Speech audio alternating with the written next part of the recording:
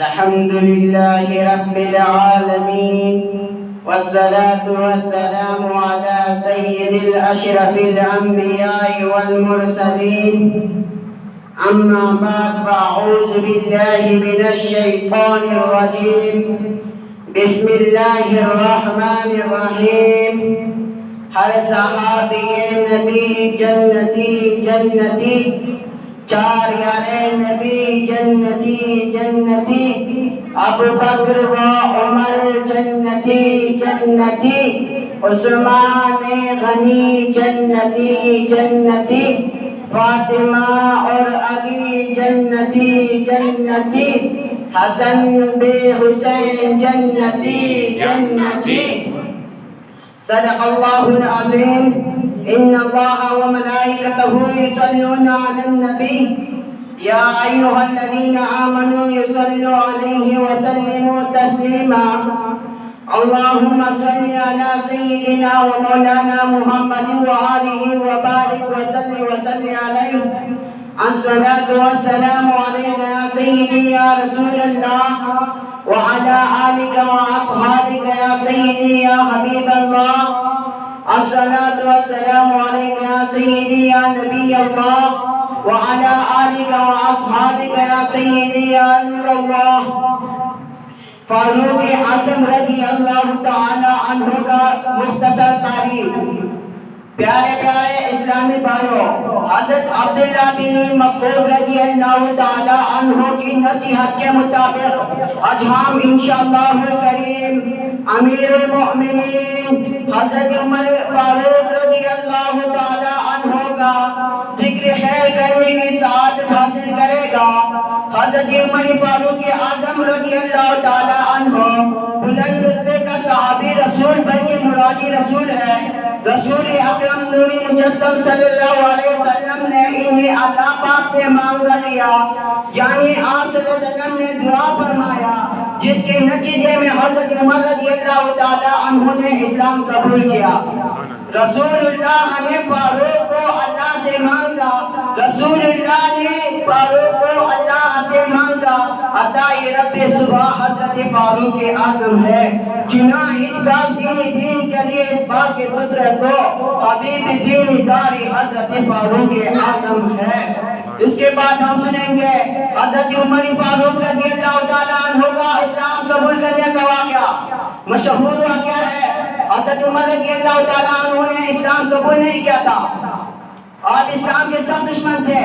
ایک دن سب غصہ میں ننگی تلوار لیا پیارے آقا مکی مدنی مصطفیٰ صلی اللہ علیہ وسلم کو معاذ شہید کرنے کے ارادے سے جاری رہے تھے۔ راستے میں معلوم ہوئے کہ آپ کے بہن بھی کلمہ پڑھ کر مسلمان ہو چکے ہیں۔ بہن گھر پہنچ کے اندر قرآن پڑھنے کی آواز آ رہے تھے۔ دروازہ کھٹکھٹایا، اندر کیا، بہن پر تشدد کیا، بہن کو خوب مارا، مگر جب دکھایا مار گئے کر ان کے دل سے اسلام کی محبت کم نہیں رہے تو خیال کیا کہ آخر دیکھو تو یہ کسی طاقت ہے، اسلام میں یہ کسی لذت ہے جو اتنی مار کا مان سے بھی کم نہیں ہوتے۔ بہن سے قرآن کریم مانگا، بہن نے فرمایا ناپاک لوگ اس ہاتھ نہ لگائے سکتے، غسل کرو یا وضو کرو پھر قرآن کریم ملے گا۔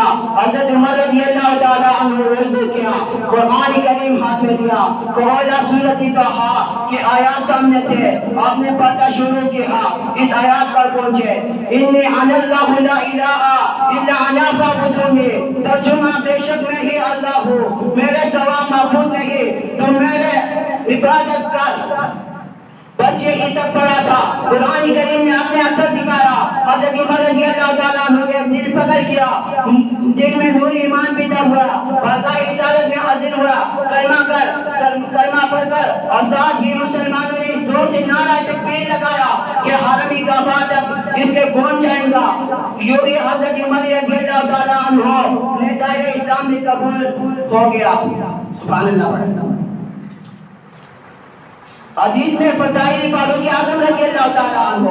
پیارے اسلامی بھائیوں، اسلام کے دوسرے خلیفہ حضرت امیر المومنین حضرت عمر فاروق اعظم رضی اللہ تعالیٰ عنہ کے موافقات یعنی آپ رائے کے موافق نازل ہونے والا ان آیات کے سامنے رکھے کہ اندازہ لگائے حضرت عمر فاروق اعظم رضی اللہ تعالیٰ عنہ کے رائے کیسے پختہ تھے، حضرت عمر رضی اللہ تعالیٰ عنہ کی سوچ، حضرت عمر رضی اللہ تعالیٰ عنہ کے فکر کیسے اعلیٰ تھے، حضرت عمر رضی اللہ تعالیٰ عنہ کے اسیر میدان کیسے زبردست تھا، حضرت عمر رضی اللہ تعالیٰ عنہ قرآن کریم مثال سے کتنے واقف تھے کہ آپ کے سوچ میں موافق آپ کے فکر کیا موافق آپ رائے اور دل میدان موافق قرآن کریم مطابقت ہے. سبحان اللہ، یہ ہے قرآن کریم اور حضرت عمر رضی اللہ تعالیٰ عنہ کا آپس میں انتہائی گہرا تعلق. پیارے نبی رسول ہاشمی صلی اللہ علیہ وسلم نے فرمایا جس نے عمر سے بغض رکھا، جس نے مجھ سے بغض رکھا، جس نے عمر سے محبت کی، اس نے مجھ سے محبت کی. بے شک اللہ پاک عرب رات کو مسلمان پر عموماً پر فخر فرماتے ہیں اور عمر پر خصوصی پر فخر فرماتے ہیں. بے شک پہلے انبیاء کرام علیہ السلام کی امت میں محدث ہوتے تھے. اگر میرے امت میں کوئی محدث ہو تو وہ عمر ہے. صحابہ کرام علیہ الرضوان نے پوچھا یا رسول اللہ صلی اللہ علیہ وسلم کیسے محدث فرمایا ہے؟ وہ جس کی زبان پر فرشتے بولتے ہیں میرے تائید خدا تائید حبیب خدا مل گئے تائید اصحاب خیر الورا، یہ حق ان کا ساتھ ہے فاروق اعظم کا خیر کا بات ہے. فکر صدقہ وصفہ ان کے حق میں رسول خدا کی دعا، جب بھی کچھ بھی کہے تھے حق تیرے ساتھ ہے فاروق اعظم کا کیا بات ہے. وآخر دعوانا الحمدللہ رب العالمین.